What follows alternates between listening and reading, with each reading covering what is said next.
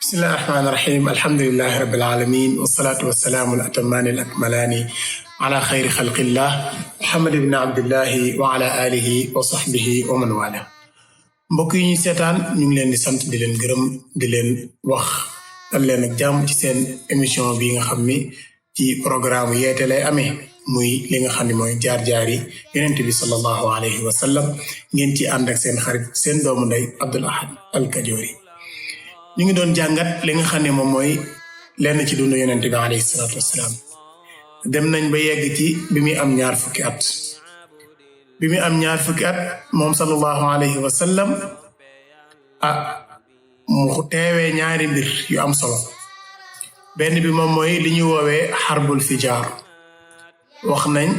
li tax ñu tuddee ko xarbul fijaar ndax booba li nga xam ne moom mooy xaram bi nga xam ne mooy alxaramul makki nga xam dañoo tere ku fa xeex tere ku fa tuur deret tere ku fa def leen lu ñaaw ñu daal di fay rey kenn ci waa Quraysh ba mboolooy dajaloo xare ba daal di am. waxaat nañ fi it qissatu xilfil fudul nga xam ne moom dañ koy woowee xilful mutayyibin nga xam ne yonent bi alayhi salaatu wassalaam ba mu koy fekkee boobu comme niñ ko waxee woon al-Aas ibnu Wa'il as-Sahmi moo am ku mu tooñ ñeewal ko doole kooka taxaw jooytu loolu am ñu dajee ci waa Quraysh ngir daal di koy fexe ba nu mu amee ndam ci moom waaye kenn dootu fa tooñati kenn. kon yooyu yonent bi alayhi salaatu wassalaam fekkee woon la. léegi nag yonent bi sallam ñu teg ci juróomi at mu am ñaar fukki at ak juróom kon yonent bi alayhi sallam li muy nekk foofu yëpp ci biir fa nga xam ne moom mooy Makka musu faa def lu ñaaw musu faa wax lu ñaaw musu faa wax lenn loo xam ne dañ ko koy xeebi moom sallallahu alayhi wa sallam. te loolu lu yàlla subhaanahu wa taala namm ci moom la ndax yàlla subhaanahu wa taala su naree defar nit daf koy jël teg ko ci yoon wi nga xam ne moom mooy yoon wi war a nekk. te moom yàlla subhaanahu wa taala moo ko mottali ay jikkoom ba tagg ko ci li nga xam ne mooy ay jikkoom wa innaka la ala xuluqin azim kon ay jikko lu jar a bàyyi xel. yonent bi alayhi salaam am ñaar fukki at ak juróom li war waxambaane yi daal di koy war mooy nu mu fexee ba dox ci kër ki nga xam ne mooy njaatigéem bi Abu Talib nan lay fexee ba dimbali ko nan lay fexee ba jàppale ko nan lay fexee ba du ko teg benn coono boo xamante ne si dafay jóge si moom wala mu jóge si lenn lu tax si moom ci Abu Talib dafa nekkoon nit ku njabootoon. yonent bi alayhi salaam daal di nekk fa ba gis ki nga xam ne moom mooy ku ñuy woowee Khadija bintu Xuwaylid mu nekkoon jigéen joo xam ni dafa nekkoon jigéen ju ñu fonk lool ci biir xeetam jigéen joo xam ni xamee nañ ko maandu xamoo nañ ko teey xamee nañ ko it teddanga yàlla mayoon ko alal ju bari mu daan jël ay nit ñu koy liggéeyal mu leen di fay. Khadija moomu daal di dégg yi nga xam ne moom la ñuy wax ci yonent bi alayhi salaatu wassalaam ci ay jikko yu rafet. Khadija moomu daal di fexe nu muy jëlee yonent bi alayhi salaatu wassalaam teg ko ci wetam mu liggéeyal ko sagam nee nañ ko kii ku wóor la kii ku baax la kii borom jikko yoo xamante ne si jikko yu màgg la. mbokk yi kenn ku nekk ci ñun kooku ngay wër waaye kooku mooy yonent yàlla bi Muhammad sallallahu alayhi wa sallam te Khadija mooy ki nga xam ne mooy ka ko téye jël ko jox ko marchandise am mu ànd ak ki nga xam ne moom mooy ki ñuy woowee Maysara mu nekkoon koo xam ni ngone la su doon liggéeyal Khadija bi mu ànd ak yonent bi sallam ñu jëm Shaam Maysara di ko seetlu ndax Khadija dafa dégg rek gisagul ci lim dégg rek ci la basé wu Maysara moom ko booleel di gis